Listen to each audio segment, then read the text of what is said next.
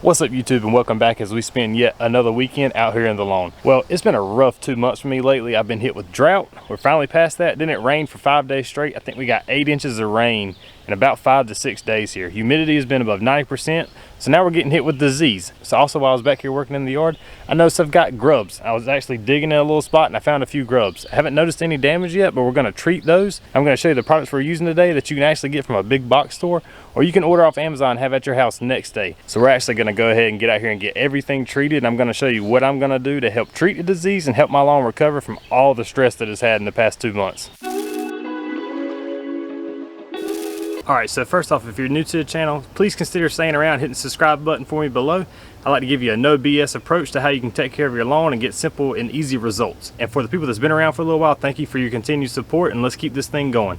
And now we're going to get into what I did to prepare for today's video. So now, knowing that we've had a lot of rain 2 days ago, I come out here and actually cut this down 1 notch lower than I normally would, because I knew there's going to be a big push of growth from all this rain that we've got, and which is one of the reasons why we have a lot of the disease starting that we have so far. And honestly, it's my fault because I had this last year. I think I actually made a video calling it rust, but what it was large patch. I have large patch, and I should have put a preventative measure down. And honestly, with us being a drought and not having rain, we weren't going to have the issue, so I was just dragging my feet with it and hadn't applied it yet. I just wanted to see really what was going to happen. And well, honestly, now I'm screwed. Instead of trying to prevent disease, I'm trying to treat disease, so I need to get rid of this quick. So now you're going to see that I also bagged this when I came through and cut it down. It was also a little bit overgrown when I did cut it to start with, so I need to bag it anyways because there's going to be way too many extra clippings on the lawn. So I'm actually going to have to bag my clippings for the next couple mows because I don't want this disease to spread by me mulching it and spreading it into other parts of the yard. All right, so now let's run up here and grab this Amazon package, which is what we're actually going to be using to treat our disease today. My trusty old friend, of course, it's going to be Scott's Disease X, which is actually on sale on Amazon right now, I think for like $17 a bag. I'll put links below to take you to that. Those will be affiliate links below, and I've noticed that you can buy that cheaper on Amazon. Normally you can find it in your big box stores, and it gets shipped right to your front door.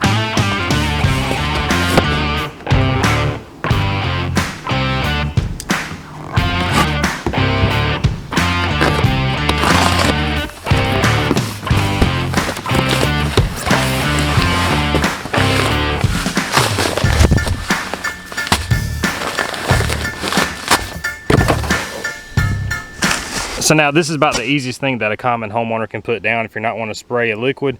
You just grab this, pick this up. It's got all your spreader settings for you, tells you how to put it down. It's very easy, very simple. I like to use this just because of that. So I'm actually going to put this down at 3 pounds per 1,000 square feet, just like I did last year. And honestly, just because I'm cheap, don't want to buy a whole nother bag, save myself $18 here.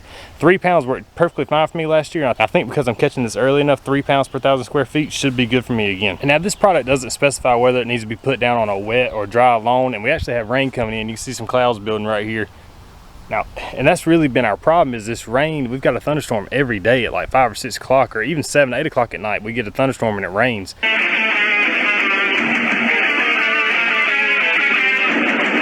And it doesn't allow the lawn to dry out. And actually our nighttime temperatures aren't dropping below 70 degrees. So it's giving that perfect habitat for the disease to actually pop up.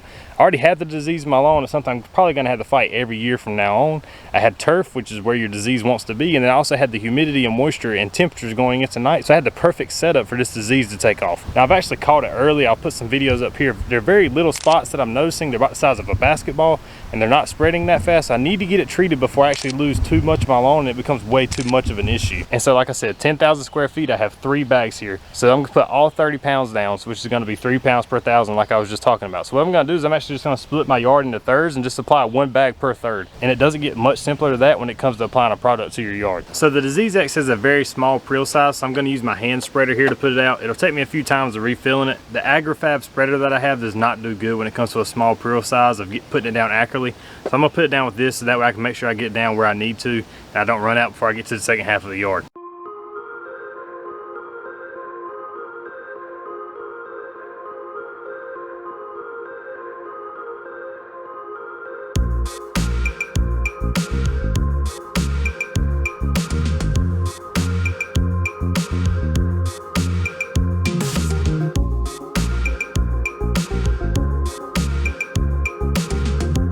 Okay, so you get the point. We got the Disease X down. Now it's time to move on to how we're going to take care of these grubs.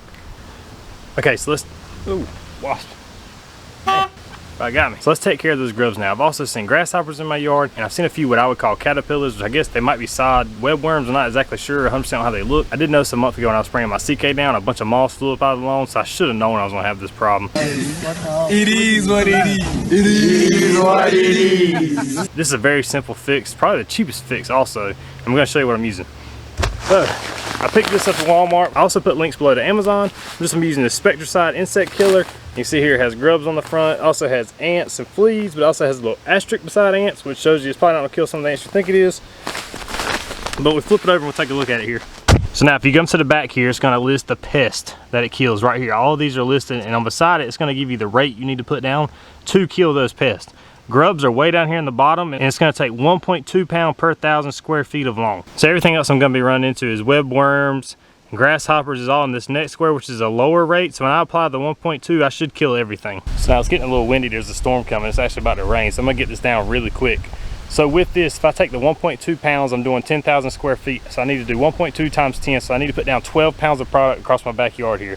So I'm gonna get that out real quick. And I'm not gonna bore you with that because applying products with the spreader is the same thing no matter what you put down pretty much. So I'm gonna throw that out real quick and we'll come back and talk about what I need to do to help my lawn through this stress that it's going through right now, because it's being hit hard.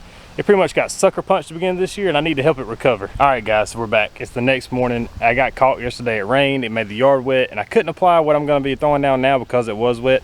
So let's talk about what we're going to do to work on that stress. And I bet you can probably guess what it is. So you probably guessed it. For our stress, we're going to be using Stress Blend. We're going to do a 70-20. That 20% potassium is really going to help us get out of this stress. So if you watch one of my previous videos to stop wasting money on your lawn, we did my soil test. You'll see here that I was already low on potassium, so I needed this anyway. So this is perfect. I need to help this lawn through this stress. So I'm actually going to apply this a little bit later today once this yard dries out just a little bit more, because I don't want to apply fertilizer to a wet yard. So I didn't do it yesterday because it rained a little bit, made the grass just a little bit wet. I didn't want to throw it down just yet. So I'm going to give this 7 to 14 days, and I'll do a follow-up video showing you how much that potassium really does help this yard. It'll give you a nice pop of color. It's going to give you that green just from the potassium itself. So the Stress Blend is actually perfect because it's only 7% nitrogen. You don't want to push your yard too hard right now. It's just like if you had the flu, you don't want to go take pre-workout and then go to the gym.